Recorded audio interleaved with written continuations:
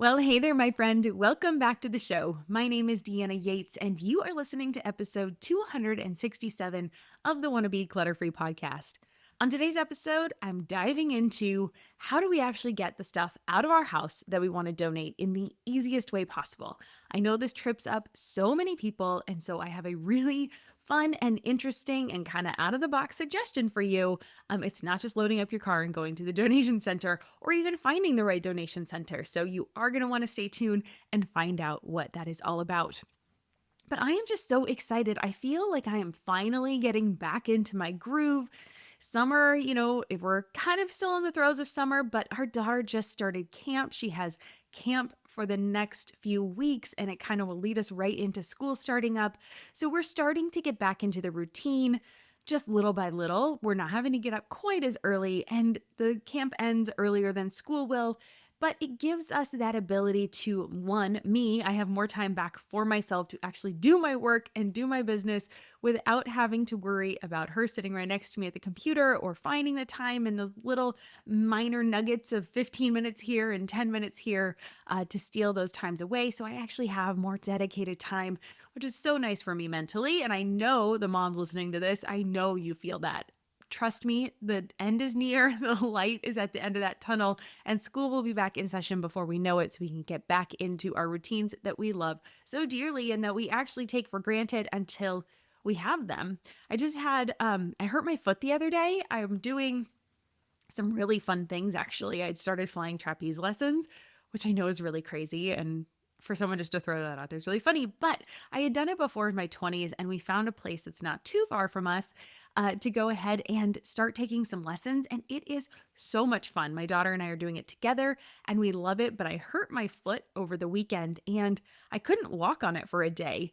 And not having, like, it's just a moment of when you don't have something that you normally have, in this case, the ability to walk on my foot, when you realize that you actually missed it. And so it's just one of those moments of gratitude.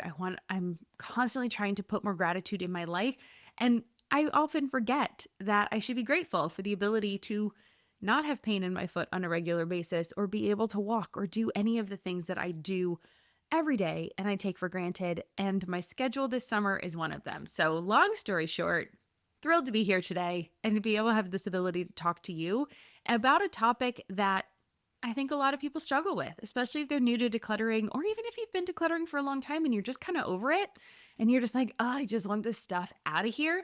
That's what we're going to be talking about today. Let me pull up my notes over here. So, why is it a struggle though? Let's talk about why it is such a struggle to actually get the stuff out, because I am a recovering stuff shifter. Do you know what a stuff shifter is? A stuff shifter is someone who takes the things that they want to declutter or let go of, and they just pile them up.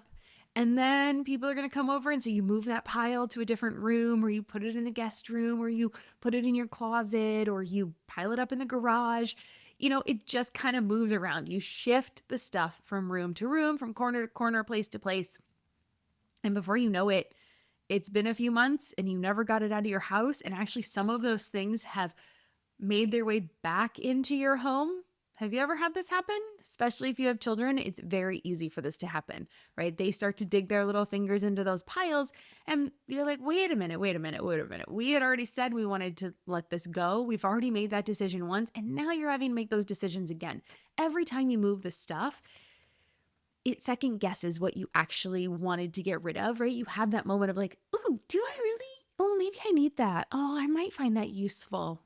Or one of the biggest things I always say is going to happen when you declutter is that you're going to find something you didn't even know you had. And so you say, okay, I'm ready to let go of that because I know I don't need it. I've been living with it for the last, I've been living without it. Excuse me, let me say that. For the last 3 months, 6 months, year, 2 years, 5 years, whatever.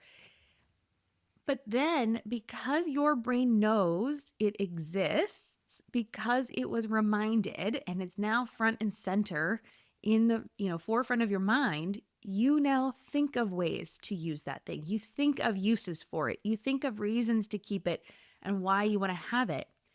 And if you haven't gotten it out of your house, it is likely that it will stay in your home for longer, that you will think of one reason to use it. You might use it once and then it'll get shoved to the back of the corner or the closet or the cabinet or the drawer for the next 5 years until you do another big declutter because you just get so frustrated with all the stuff in your house that you finally say, enough is enough, I'm going to declutter, and then it ends up in a pile again, right? So can we just cut out those next 5 years of storing stuff in the back of drawers and figure out how to get it out, right? Okay. But then why is it such a hard time? Why do we have such a hard time getting these things out of our house? Well, time is one of the things. We're busy as moms, as wives, as people, as if you work outside of the home, if you're starting a business, if you're an entrepreneur, if you're doing any of these things, you volunteer for lots of different things, you are giving, giving, giving of yourself. And often that means we don't have time. We don't have the extra time to make the trip to the donation center, to remember to put the stuff in our car, to have the space in our car to actually load it up and take it over. We don't have the energy at the end of the day. We're tired. We don't want to do it. We're already stretched so thin. We just don't want to do it, right? We don't want to make trips to the donation center, or we forget to put it on our calendar. We forget to make it part of that routine, that weekly routine, to make a trip to that donation center. Or maybe you don't want to participate and support a particular donation center. Maybe you don't like, their mission, or you don't like how much they pay their CEO, or any of these kinds of things. I've heard lots and lots of reasons people do not want to support particular donation centers. Maybe you don't believe in their mission or, how they participate in society. Okay, whatever reason it is a struggle sometimes to get the things to a donation center, right? We want to make sure we're doing it right and we're doing it the perfect way. I want us to let go of that perfectionism, first of all, and make sure we are just doing things in the right way that works for us, right? There is no particular one right way, but whatever works for us is the right way. Okay. There are also alternatives to taking things to your donation center that's around the corner. It could be alternatives like your Buy Nothing group on Facebook, right? This is a great one. I love our local Buy Nothing group, but as I talk about mine, I often hear people complain about theirs.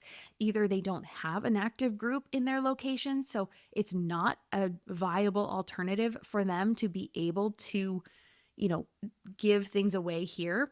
Maybe your location is difficult to get to. Maybe you live in a rural community and so it's too far for people to drive. So it's not really a viable option. Or on the other end, you live in a gated community and you're not giving out your gate codes to any person on your Buy Nothing group that wants to come get your things. So it just makes it more difficult.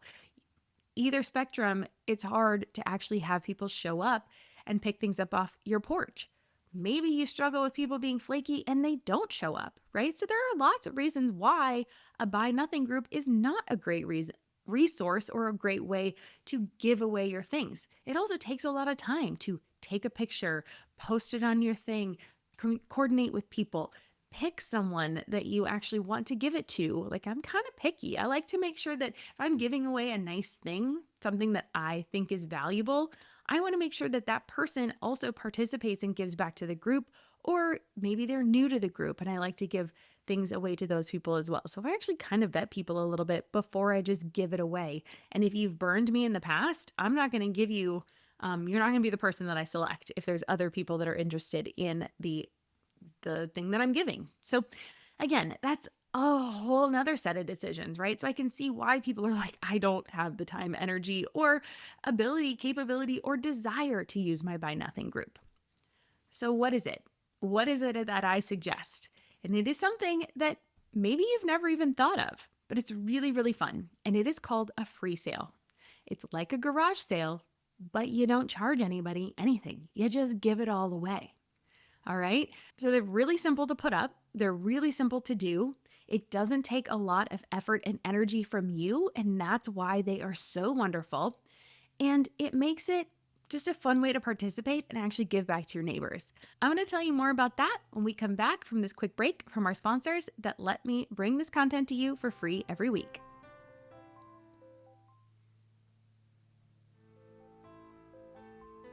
Okay, welcome back. So let's get back into it. Why do I love free sales so much? And how do they bring the neighborhood together? Well, in our neighborhood, we are renters. Most of the people on our block actually own their homes and they have been here for a very long time, but not a lot of people actually get out and talk to their neighbors that much. And so, this free sale that we hosted about a month ago, it was so fun to watch everyone come together.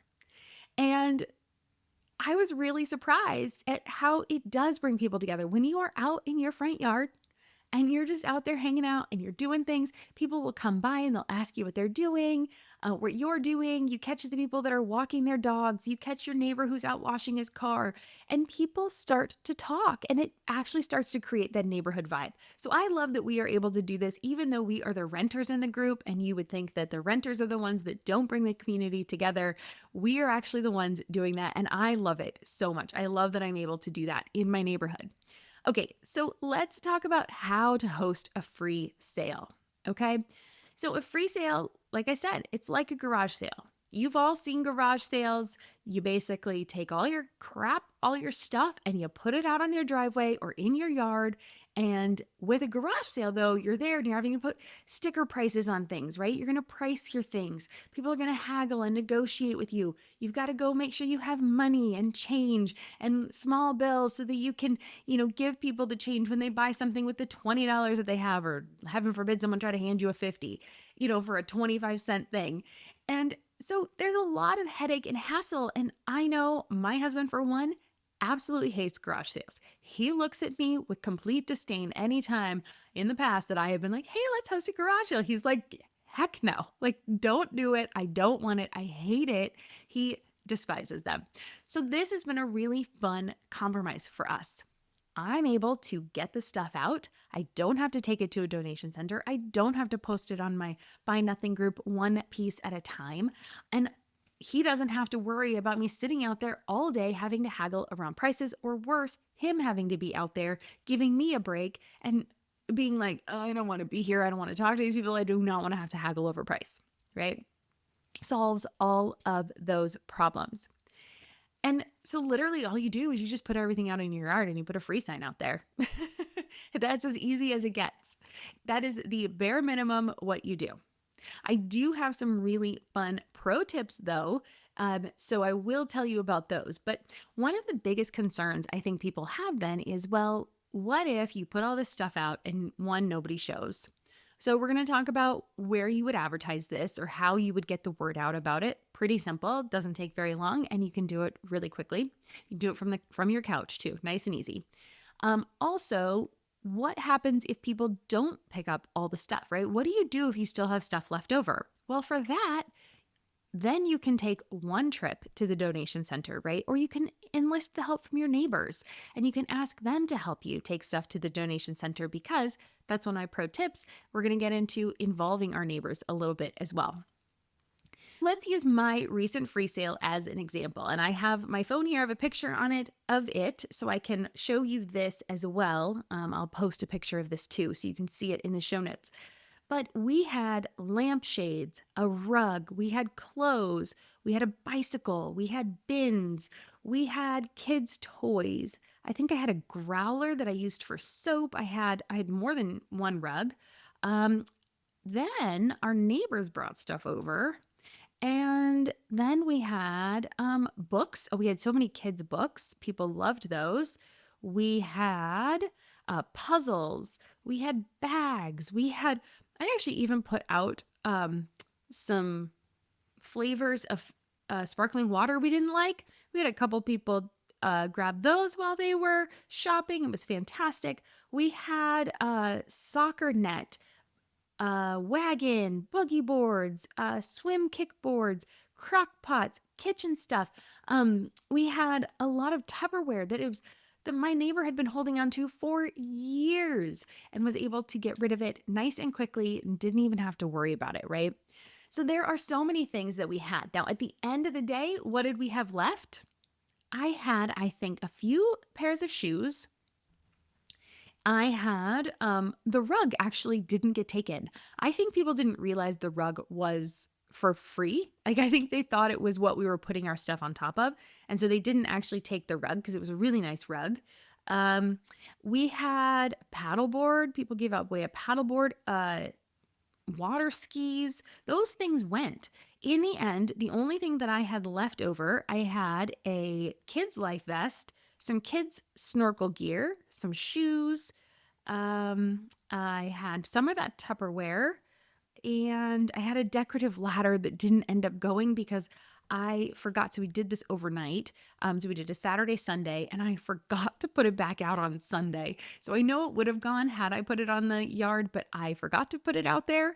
And so that, of course, didn't go because it was stuck in my garage instead of out on the driveway like it was supposed to be. So, with those few items that I did have left over, how did I get rid of those? What did I do with them? Well, we're going to talk about that when we get back from this quick break. And I'm going to tell you the expert tips I learned from this from someone who has done it all, who has done the Buy Nothing group, the garage sales, the free sales, the donation centers, all of it. I'm going to show you what we did and the expert tips to help you make your free sale a success.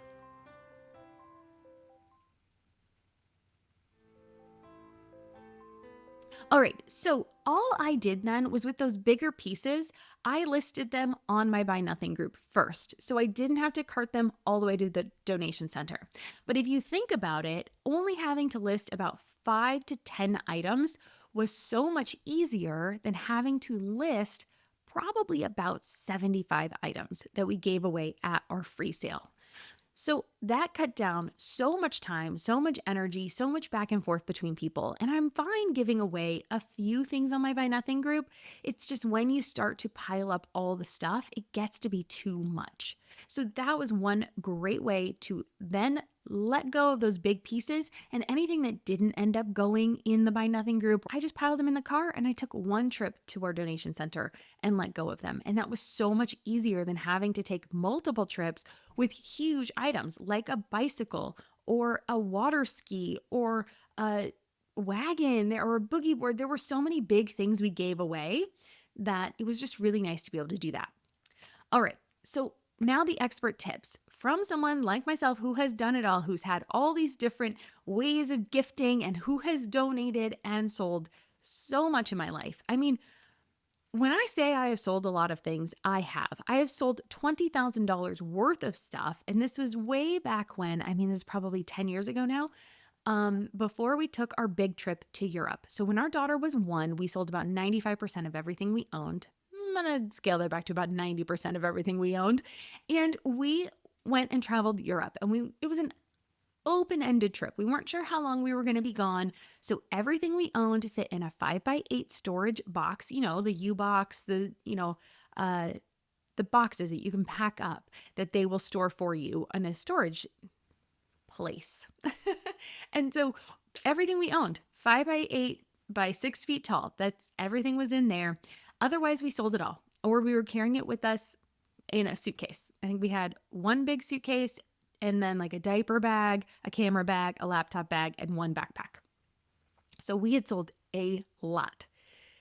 So I know what it's like to list things, to sell them, to, make sure that they go, to do all of that tracking with people to get them to come. I also love my Buy Nothing group. I give away stuff on there all the time. I just don't want to do 100 things at a time. I only want to do a couple things here or there. That's when it's the most useful for me. I also don't like having to make multiple trips to the donation center. So when I do these big declutters or when I've been saving things for a while, I want to just do one big thing and not have to worry about these small trips. Okay, so what are the expert tips? One, plan ahead. Think about okay, in 1 month, I'm going to do this big free sale. One, it's going to help you go around your home and be more excited about getting all of the things out that you don't need. It gives you a really great deadline to be able to say okay, this is it. We're going to load up everything in the corner of our home. We're going to take over this room or whatever, however much stuff you have to get rid of. We're going to create a space to put these things we don't want. I'm going to stuff shift one time, put it here, and then I'll unload it onto our driveway at one time so that I can get rid of it. But if you plan ahead, it's going to make it much easier versus saying hey, we're just going to do it this weekend. This episode's going to come out on Wednesday. And if you're hey, we're going to do it on Friday, it's not going to give you much time.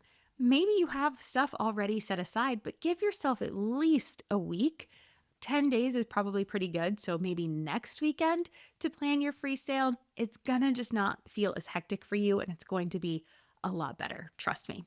All right. Number two, tell your neighbors. Give them a heads up and say, hey, I'm going to do this thing. You will be shocked at how excited everyone is at the idea of being able to clean out their garage, driveway, home, whatever, right? They're going to be so excited as well because now they have an excuse and a reason to do it. Now, our neighbors brought stuff over to our home, which created a little bit of a, it was good and bad. I don't mind because this is what I do in real life, right? I'm happy to help people get rid of their stuff. I am thrilled to be the home. If you want to come put your junk on my driveway, fine. I don't care. That is great. It didn't bother me. But you might want to set the limit of like, hey, I'm going to do this. If you guys want to also have a free sale at your house, I'm happy to advertise our street as having a free sale. That's a better way to go if you don't want to kind of end up with everybody's things on your yard. Okay. So, expert tip there, make sure you set those boundaries ahead of time. And then the other thing I liked to do was I want to give my neighbors first dibs.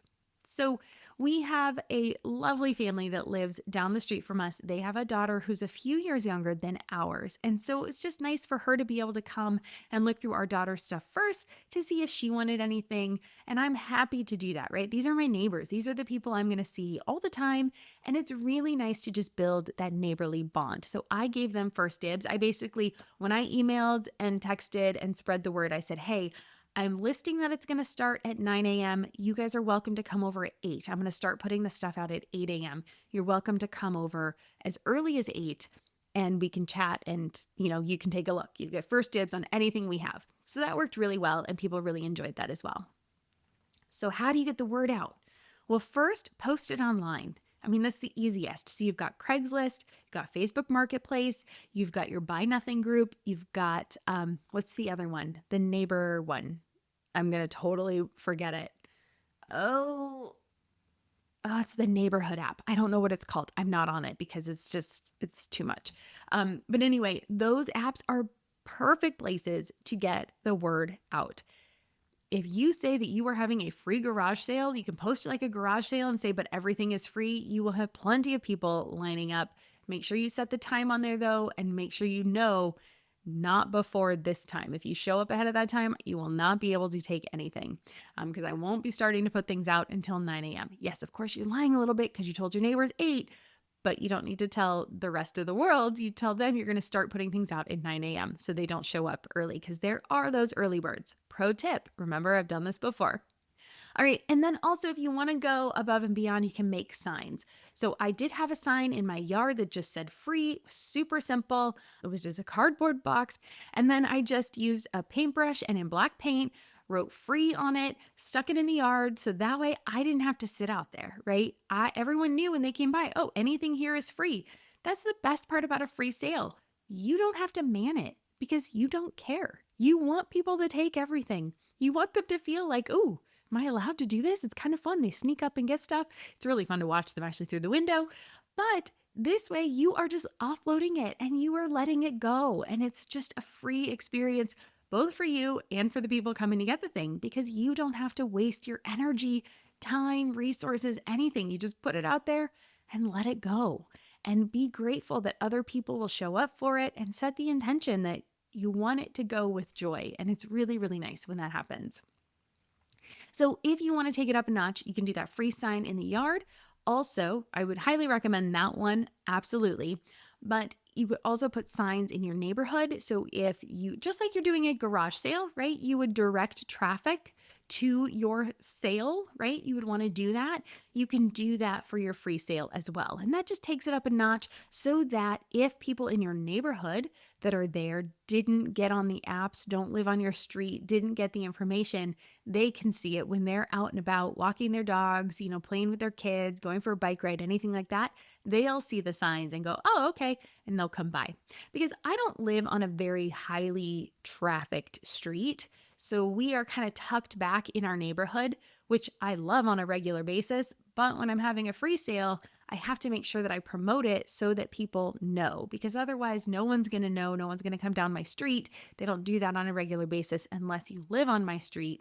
And so those people already knew because I already emailed and texted them and talked to them when we were out and about the week or so prior to the event. And so that's why planning ahead is really important too, because if you tell your neighbors that you're doing this and you invite them along, then you also are helping them clear out their spaces. So you're being that neighborly help that they might need and want. And what I also think was so much fun was after I did this free sale, I actually had something pop up in my Instagram. You just get all the, things that are promoted. And it was a big, like there's a large garbage day, and it's in California, but it's in like one of the, nice, richer neighborhoods up by LA. And they have like a large garbage day. So what happens is everybody puts their stuff out, I think on Friday afternoon, and Saturday morning, the city comes and picks up these large garbage pieces. But on Friday afternoon, it's a free for all, right? These people are just throwing these things away. And so it's become this known thing that people will go up there and go on that particular day, and they can have everything for free. And I was like, oh my gosh, it's a whole neighborhood free sale. Like, how awesome is this? And so what this has encouraged me to do is to maybe have this as an annual thing. So maybe next summer, planning ahead of time a little bit and saying, hey, I'm going to do that free sale thing again. And I would love if you were interested, to put your things out on your driveway, and you can also do it. And I'm going to make this an annual thing. And that way people will start to know and they can come and grab those things. And it just becomes an easy way for everybody in the neighborhood to start to unload the items that they don't want, and creates this kind of event and camaraderie and just connection point to have with people, but also in a way that helps you in your home. And so you don't have to worry so much about it, and you can let go of these things, and it just makes it so much easier. So I would love to know what you thought about this idea of a free sale. Have you ever done it? Would you ever do it? How do you normally donate your things? Please come over and let me know. I would love to hear in the comments, either on the website. You can get the show notes for this, and you can comment on this particular episode at wannabeclutterfree.com/267. Of course, I'm also on Instagram. I'm at wannabeclutterfree over there. And we do have a private Facebook community, the Wannabe Minimalist Family Group on Facebook. And that is a private group, and you can come share over there as well. But I would love to know, have you ever done it? Would you ever do it? Would you include your neighbors, or are you just kind of like, just stick to myself and do it on my own? I would be really encouraged to hear. And if you've never done one, I highly recommend you try. They are really fun. And it's just such, for a topic like decluttering and actually getting stuff out, if you've struggled, trust me, I have struggled so hard to actually get the things out. Making that first decision is easy, but then you second guess if it gets stuck in your home. And if that process is started for you, I highly recommend doing a free sale. It will free you up so much, and it creates a lot of joy and just space in your life. Okay. So please, please, please try it. If this episode helped you, please consider leaving a rating or a review wherever you listen to your podcasts. It helps overwhelmed moms find their way here, and that means the world to me. The more people I can help let go of the stuff that's holding them back so they can actually live the life they want to live makes me happy, fills me with light, and I appreciate you helping me on that mission. All right, remember, full show notes can be found at wannabeclutterfree.com/267. And don't forget to tune in next week. I'm continuing my series. I got a little off. I just had so much fun with the free sale. I got us out of order a little bit, but we're going to continue with the Clutter Freedom series. We are going to be talking about, what are we talking about? Oh, resilience. And so this is going to be how clutter affects your physical health. I think it's really surprising. People don't think about it, but oftentimes when we declutter, we also improve our physical health. I've seen so many people lose weight, feel better, get healthier, have better skin. So many things come along with letting go of things that have held us back and kept us trapped. And that is often in our physical items, but then it works its way into so many different areas of our life, and our physical health is one of them. I think you're going to love the episode, especially if you feel stuck in different parts of your life. Keep coming back to that series, and we are approaching it from a different holistic perspective. It's really fun to see how our lives can be so much better when we actually let go and create more freedom in our lives. All right. Until next time, take care, keep things simple, consider a free sale in order to get things out of your home and let go of things faster with more joy. Remember, I believe in you. I know you can do anything you put your mind to. I'm Deanna Yates, and you've been listening to Wanna Be Clutter Free. I'll see you next week. Cheers.